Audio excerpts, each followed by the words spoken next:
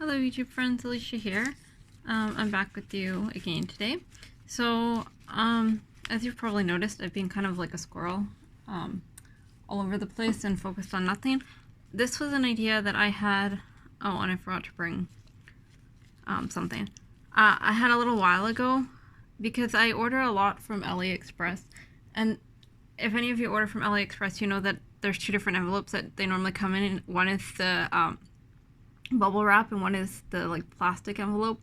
Well, I kept thinking there has to be something I can do with those envelopes, and I mean I've altered them before and done a few things with them before, but I just didn't want to throw them away. It's because I thought, well, there's got to be something I could do with them.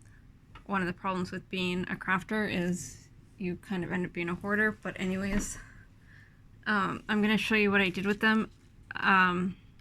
I don't know that I've seen this done before, but once again, I'm not going to say it's my original idea because in the YouTube world and Pinterest world, I've seen so many things that I don't know if it's something I've seen before or if it's an original idea. So what I've done is I've taken all different images, some digital, some my own and whatever, from different places. It was what I had on my desk. So this is the first one I did, and this is from Tsunami Rose. And what I've done is I have sewn the envelope in between the image and a backing paper, which gives you like a puffy journaling card. And because it's like compressed bubble wrap almost, you know, like it's not individual bubbles like regular bubble wrap, but it has like bubbles underneath the protective plastic layer, and so it allows you to sew them and have them not all pop on you. I don't think it would work with regular bubble wrap because there is no protective layer over it, and you know they pop really easily, the bubbles. However, the envelopes don't. So this is the first one I've done. Tsunami Rose just added some lace, and I added one of my eco-dyed prints to the back of this one. I really think it's pretty. And then I did this one. These are from Fair Mirage. She has super fun digitals, and they're all, not all of them, but all the ones I bought are ATC sides, so I've been doing all kinds of things with them. So this is up on the thing, and like you can see, it's puffy. It's just on an envelope, stamped, and then it can go into a journal. So I thought that was really fun. Here's a tag. I don't know where it's from, possibly the graphics tray. My stitching is wonky as per normal. It bothers me a little bit, but I don't really care that much, to be honest. This is actually, I believe, onion dyed paper that I burnt. But anyways, there you can see it ripped a little bit, and there's the yellow envelope. I can fix that with some ink, but if it really bothers me. But yeah, so I made a tag, and then just need to put some topper on there. But I love it. It's puffy.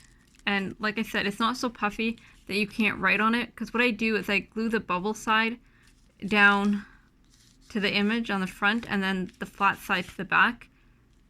That's where I glue the writing paper. I will say, if you are going to sew these, which I would recommend unless you're putting it on like an envelope or something like that, do not use double-sided tape to the edges. It will make a mess of your machine. Just tack it down with the glue stick so that it semi-holds, and then stitch around it. Don't do the double-sided tape thing. Unless, if you want to do double-sided tape, if you're really worried about it, tape it on the inside where your stitching won't be affected. I mean, that's like with everything else. I have done double-sided tape so many times through my sewing machine. It's never a good scenario. So yeah, don't do that. This is just a little one. I don't have a clue where this image is from, to be honest. It was something I cut out, and yeah. So, but it is so cute, and it's so puffy. I am a texture person, as you've probably noticed if you've noticed, or if you've watched a number of my videos. I really like this one too. This is a vintage ad from a 1960 newspaper. I have a stack of them.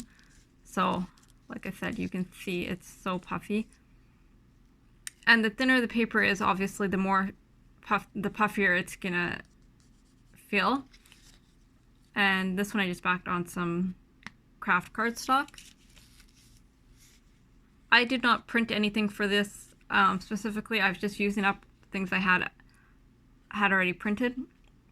More from Fair Mirage. Mushrooms. And you've probably noticed I really like mushrooms. And it's cut wonky, and I'm okay with that. Yeah, it just doesn't bother me. So I cut it with my Cricut, and that's why that happened. No, my scanning cut, I think. My Cricut doesn't normally get ridiculous on me. My scanning cut does. But I think it's fun. I like the fun shapes. And I can even turn these into like paper clips if I wanted to, just for something fun. And then there's this one. This one I added some rickrack to. My stitching got wonky there. That I'm not a big fan of, but the little bit wonky doesn't bother me, but when it, you know, when I totally missed the mark, it doesn't make me very happy. And then this one is a piece from That's Just Penny, from her bunny kit, which I've talked about that kit before. I love that kit.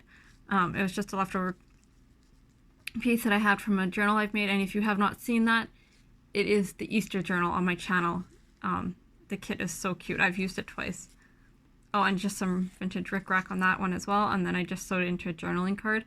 So yeah, I think these are so fun. I'm kind of addicted to making them, and super glad to be keeping things out of the landfill, you know, and recycling them as I can. I have not figured out what to do with those plasticky envelopes yet, but maybe I'll come up with an idea for that. I don't know. Anyways, it is quite late here. It is almost 11 o'clock at night, and I need to get ready for bed, so I will talk to you all later.